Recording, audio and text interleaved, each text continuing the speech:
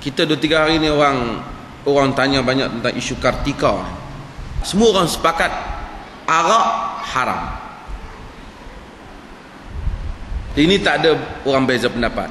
Walaupun ada negeri Pahang jual arak, dia tak boleh jadi halal. Walaupun Selangor tak mau tumbangkan tiang arak, dia tidak menjadi halal.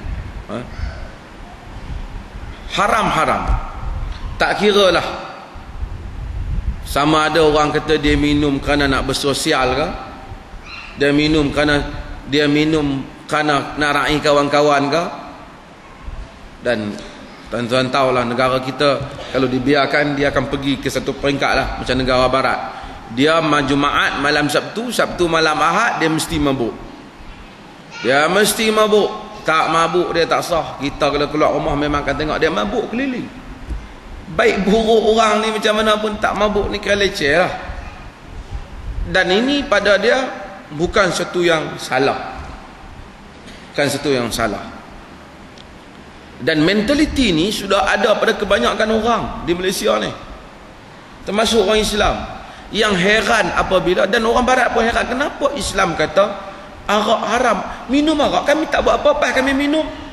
Apa ya? Tuan-tuan tahu, yalah, mungkin seorang minum tak buat apa, tapi bukan semua orang minum tak buat apa. Ramai orang minum kemudian mabuk dan kemudian mencederakan orang lain. China 2-3 hari ni, China, saya ingat minggu lepas kau, menghukum mati orang yang siapa saja yang bawa kereta mabuk dan aksiden langgar orang, hukum mati.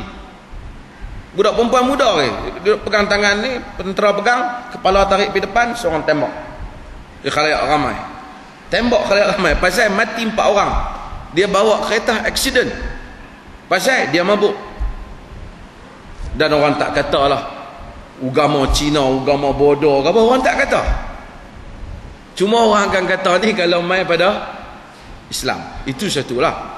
Dan kita nak bincang pula masalah Kartika ni. Kenapa isu Kartika ni timbul? Satu, kerana dalam negara kita, pertama tadi kita kata kita arak haram. Kemudian kita juga akur adanya hukuman untuk orang yang minum arak di dalam sejarah Islam. Ini perkara ini mesti diikuti dengan betul-betul. Pertama, arak haram. Kedua, adanya hukuman untuk orang yang minum arak di dalam sejarah Islam, sejarah perundangan. Maksud pada zaman Nabi dihukum, pada zaman Khulafa dihukum, zaman selepas itu pun dihukum. Cumanya apakah status hukuman itu? Adakah dia hudud ataupun dia bukan hudud? Berbeza pendapat di kalangan sarjana. Kerana Nabi hukum 40 rotan. Sebahagiannya hadis tak sebut Nabi pukul dengan apa. Sebahagiannya Nabi pukul, suruh sahabat pukul dengan baju ya. Sebahagiannya tampak dengan tangannya.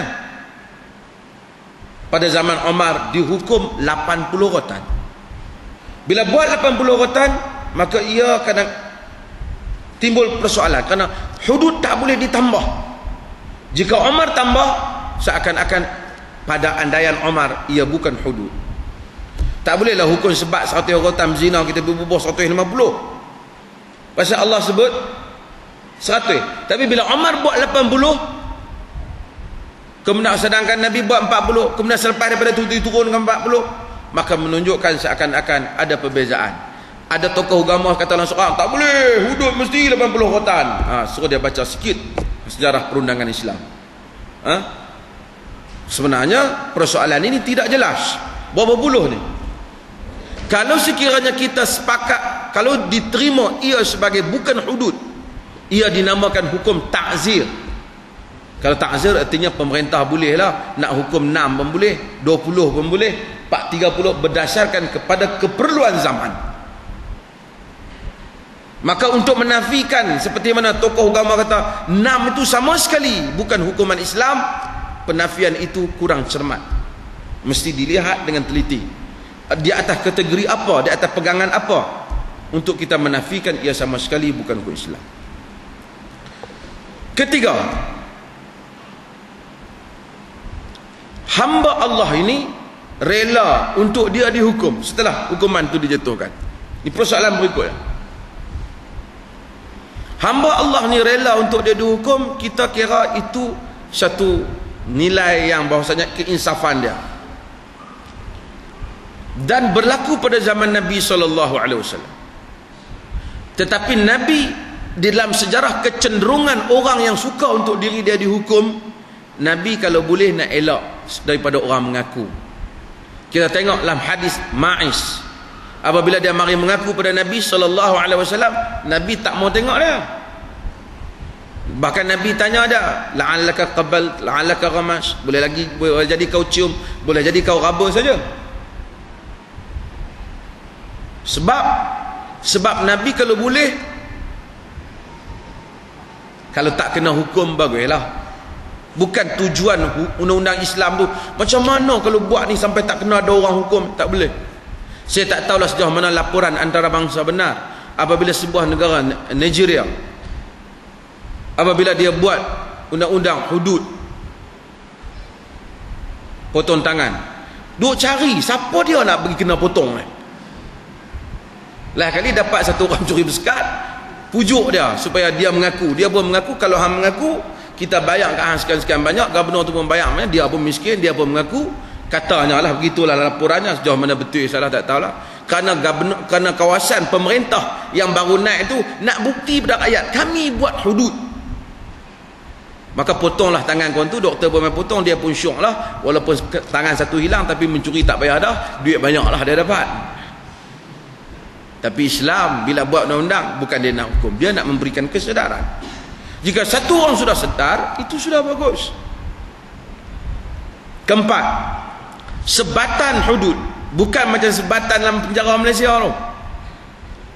Kalau sebat hudud macam kita sebat anak-anak di rumah ya. Bahkan dalam hadis tu, sahabat pukul Abdullah yang digelar Al-Himar tu, pukul dengan kain ya. Ada ambil dengan baju, dia tampak dengan tangan. Maka bulan puasa dia kata takut kena hukum. Saya bukan kata suruh hukum bulan puasa, kerana pada gambaran mereka hukum tu kalau kena 6 hari makan nasi tak habis. Ini semua kesan buruk semerah padi. Okey, berikutnya, adakah hukum itu adil atau sin kelihatan ia adil? Hukum itu tidak adil.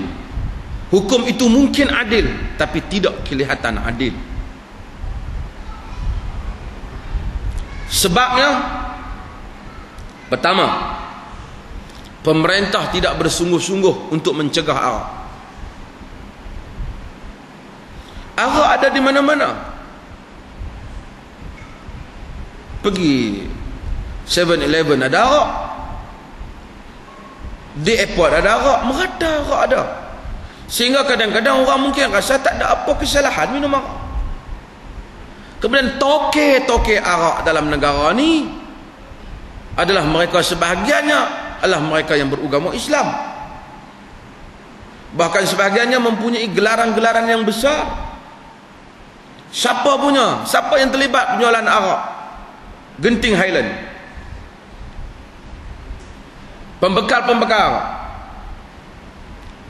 Bahkan mereka yang mempunyai, mendapat sedikit kuasa pun dulu berani kata arak haram, tapi bila nak ubah arak, umpamanya bila berkuasa pun mereka pun lain kali pikir juga kerusi kita terbang kada kalau arak ni kita ubah.